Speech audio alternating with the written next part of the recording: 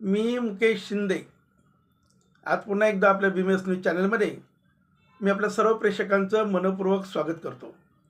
मित्रांनो, आपल्या सर्वांना ठाऊक की आपल्या चॅनलची टॅगलाईन उघडा डोळे आणि वापरा डोके. मित्रांनो, राज्यामध्ये महानगरपालिका निवडणुकीची धामधूम सुरू आहे आणि सगळीकडे राजकीय बनवाबनवी सुरू आहे. कोण कोणाबरोबर युती करतंय, कुणाची काय आयडिओलॉजी आहे, काय विचारसरणी आहे, याचं आता काय कुणाला काही देणं घेणं राहिलेलं नाही. निवडून येण्यासाठी कुठली अभद्र युती केली जाते, कुठल्याही विचाराची लोक एकत्र येतात, विरोधक एकत्र येतात, कोण कुणाबरोबर सत्तेत आहे, कोण बाहेर आहे, कोण विरोधी पक्षामध्ये आहे, कोण विरोधी विचाराचा आहे, याचं काही तारतम्य आता कुणाला राहिलेलं नाही. प्रत्येकजण हा सत्तेला हपापलेला आहे आणि अनैतिक अशी जोडणी ह्या ठिकाणी सुरू आहे. मित्रांनो, हे सर्व पाहिलं तर जो मतदार आहे, जो पारंपरिक मतदार आहे, जो अनेक पिढ्या एका विचाराचं प्रतिनिधित्व करतो आणि आपले प्रतिनिधी निवडून देतो, हा मतदार अत्यंत निराश झालेला आहे. तो खेद व्यक्त करतो, त्याला क्लेश होतो हे सर्व राजकीय वातावरण पाहिल्यानंतर. आणि ईश्वरस्वाने आता जी ह्या निवडणुकीमध्ये मोठ्या प्रमाणामध्ये बिनविरोध ही जी पद्धत पुढे आलेली आहे की बिनविरोध निवडणूक करायची, म्हणजे त्या प्रभागामधील जनतेला मतदानापासून वंचित ठेवायचं, त्या लोकांना निवडणूक प्रक्रियेत सहभागी घेऊ द्यायचं नाही. आणि अशा पद्धतीनं अनेक ठिकाणी आता ह्या निवडणुका बिनविरोध झाल्यानंतर त्या मतदारसंघातल्या त्या प्रभागातील जनता जी आहे, मतदार जे आहेत, त्यांना आता ह्या निवडणुकीच्या राजकीय महोत्सवामध्ये जो उत्सव आपण म्हणतो त्यामध्ये सहभागी होण्यासाठी संधी मिळणार नाही. आणि जी घटनेने आणि संविधानानं मताचा अधिकार, हक्क आणि अधिकार जो सर्वांना दिलेला आहे, तो हक्क आणि अधिकार अशा पद्धतीनं निवडणुका बिनविरोध करून तो हक्क त्यांचा ह्या ठिकाणी माघार घेतला जातोय, छिनला जातोय, अशा पद्धतीची वस्तुस्थिती आहे. मित्रांनो, आजचं राजकारण तुम्ही पाहिलं तर सर्वत्र काय पद्धतीचं खरीदपोशी चाललेली आहे. मतदारांना राजरोसपणे आमिष आणि प्रलोभनं दाखवली जात आहेत, उमेदवार विकत घेतले जात आहेत, उमेदवारांना माघार घेण्यासाठी दबाव आणला जातो, आमिष दाखवलं जातं, राजकीय पक्षाकडून उमेदवारी मिळवण्यासाठी पैसे दिले जातात आणि मोठा असा व्यवहार, आर्थिक व्यवहार आता ह्या निवडणुकीच्या राजकारणामधला कुणापासून लपून राहिलेला नाही.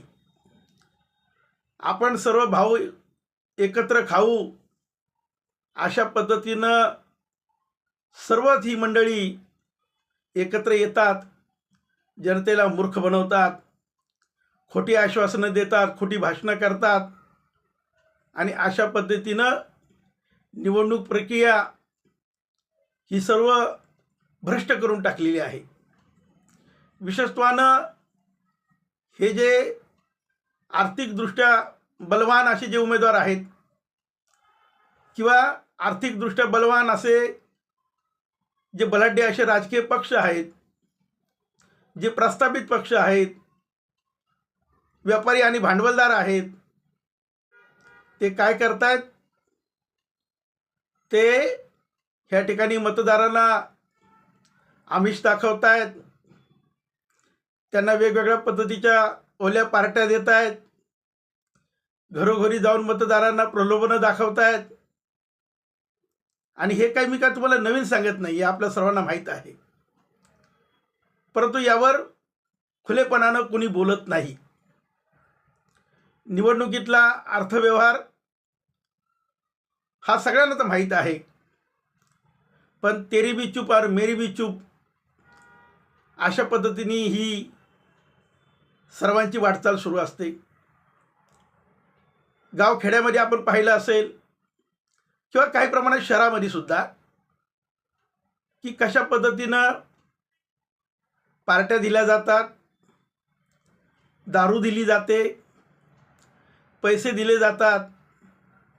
आणि म्हणून आता समाज माध्यमातून कशा पद्धतीनं मतदार प्रकट होतोय हे आपण पाहतोय.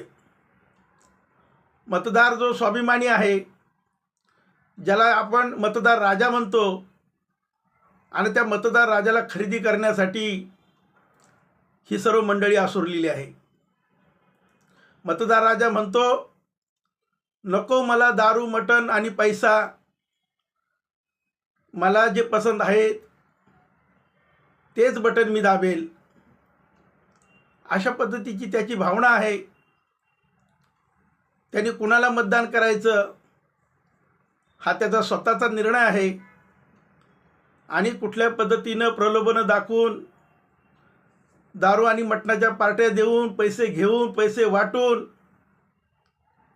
ही जी व्यवस्था बदनाम करून ठेवलेली आहे.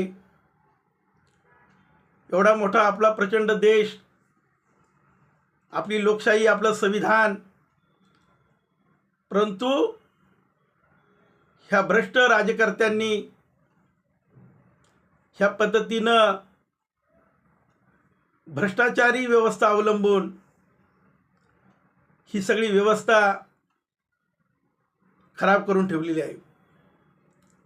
आणि यावर सर्वच पुढारी नेते पक्ष सहभागी असल्यानं यावर कुणीच काही वाच्यता करत नाही. सर्वच जण सत्ता पिसासू झालेले आहेत.